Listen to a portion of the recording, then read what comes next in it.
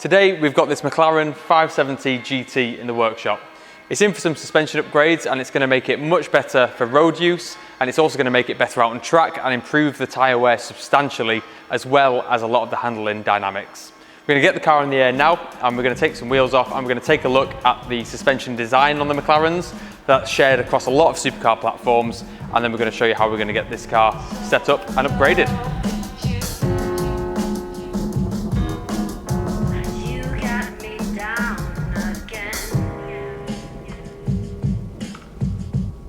We've got the wheel off the McLaren now, so we can have a clearer look at the double wishbone suspension system in here. Double wishbone has a lot of benefits over a McPherson strut design in terms of actual geometry and controlling suspension, and it makes it a lot easier to design geometry in, and it also usually has less camber gain, and it gives more freedoms to the design when it comes to geometry. One of the issues and why it's not more broadly used is A, cost, because there's more physical components required to make up the system, and B is space. So it requires a little bit more space inboard, which means you lose less room from an engine bay, say on a front engine car, or just from the chassis in general. So they're things that are taken into consideration quite heavily when designing cars. So that's why it's more prominent on the higher end of the market, on the supercar range, where cost is put more to the wayside than a production run, sort of more budget car. So you'll start to see double wishbone more on the higher end sort of cars for those reasons.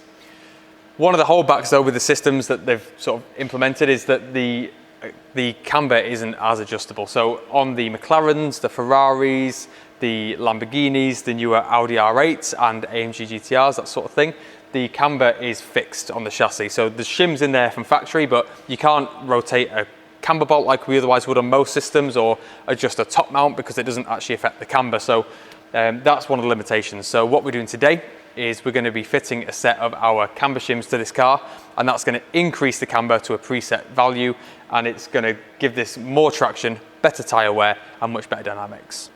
So taking a look at the wishbone positioning on this just by eye as well, you can see quite quickly that there's a lot shorter on the top wishbone than it is on the lower wishbone. This indicates that it's going to have a nice amount of camber gain through a corner. So that means the two arcs that are travelling under bump is that the upper wishbone is going to pull inboard more than the lower wishbone, adding camber as it goes into bump. This means as you go through a corner and it loads the outside, it'll actually add camber to the corner as you're going through the corner, giving more contact patch, and it'll take it off the inside, doing the same on the inside for you, generating more cornering grip. So that's a really nice feature of the double wishbone. Another nice feature for double wishbone suspension especially is that it gives you more control over the dampers and the springs, because you get to choose and specify the installation ratio of that damper. So you get to choose the angle that you mount the damper at and where on that lower control arm you're actually positioning the damper in relation to the wheel.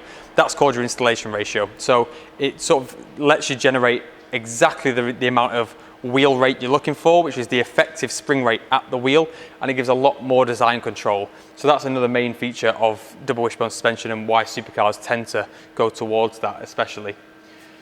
Taking a look at the top wishbone again, you can see that the top ball joint is offset rearward quite a lot. This indicates that there is a lot of caster in the system. We'll be measuring that a little bit later to let you know how much caster is present, but straight away you can see that they've got a nice amount of caster designed into this geometry. So the camber on the McLaren is fixed, so in order to adjust it, we've designed and manufactured some camber shims. So these are shims that are inserted between the lower wishbone and the chassis, and these effectively space the lower wishbone outboard, putting more camber on the axle. They're all set to a specific thickness, so we do a fast road shim, a track shim and a race shim, and these thicknesses are thicker as you go along to give more camber at the wheel. Once they're in there, that camber setting is fixed to a designed setting. You might be thinking that obviously it's a McLaren, surely the camber and the setup is as good as it can be. It's a supercar after all, but that is not the case. So the reason behind that is that when supercars are manufactured for general sale, they are backed off because they could be selling to anyone of any driving level. So first of all, they're set to understeer quite aggressively, and that's on purpose to stop people oversteering and getting it wrong and basically crashing their car. So when you're a bit better of a driver, you tend to want the car to be a bit more neutral, tending maybe towards understeer, but certainly less understeer. That's what we're looking for. So the best way to achieve that is with camber. So the other reasons behind why the McLarens are backed off a little bit as well is that they are made for worldwide sale. So they've got to take into account different climates. They're being sold into conditions such as snow, heavy rain, desert conditions. So all those factors have to be taken into account. Whereas if you know your purpose and you know your environment, say UK or USA, and you're using it on track or on the roads in certain conditions, you will want that extra camber to reduce that understeer. When the camber shims are installed and you get that additional camber, it means that as the car's going through the corner, it's going to be rolling onto a flatter contact patch of tyre. As standard, you'll be rolling off the tyre, lifting the inside edge off, and that's where the understeer comes in, as less tyre is in contact with the floor through the corner. With the shims added, as you're rolling onto the tyre, it actually rolls onto a flat patch, and then as you exit the corner, back off again. And that gives you more grip through the corner, more cornering speeds, and more G's pulled as well. So it makes the car far better at handling. One of the other issues with the standard camber settings on a lot of supercars, and especially McLarens, is that the outer edge of the tyre will wear excessively if you drive it hard. So if you're using it on track a lot or you're pushing on the roads a lot, you'll notice that the outer shoulder of the front tyres especially will wear aggressively. We've even seen conditions where they've gone down to cords on the outside edge and the inside has been almost like new, and that's just where they've been pushed really hard on track and they're just scrubbing the outside edge off because it's leaning off the camber. So with the camber shims installed, you get that contact back and it wears much more evenly, so you actually end up saving tyres if you like to drive your car quite hard. So we're going to get these camber shims installed now, get it in the air, and once they're fitted, we're going to give this car a full fast road geometry alignment to get our toe settings on there as well to match the new camber settings.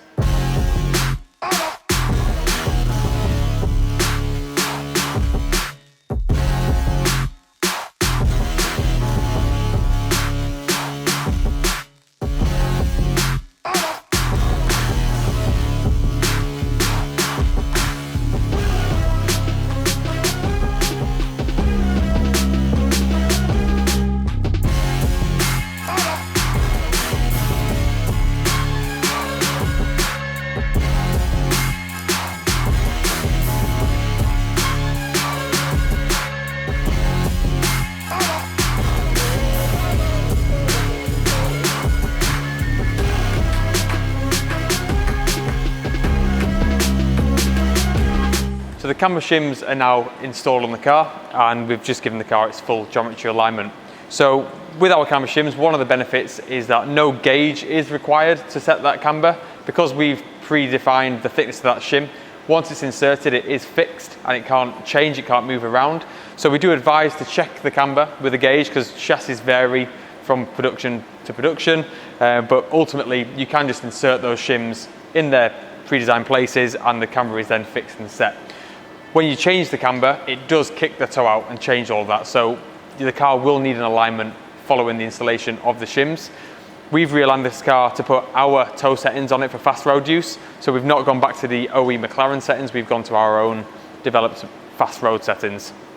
What these are going to achieve is a more nimble and direct chassis, more stability on throttle, and it'll be more direct and pointy, giving more feedback to the driver through the steering as well.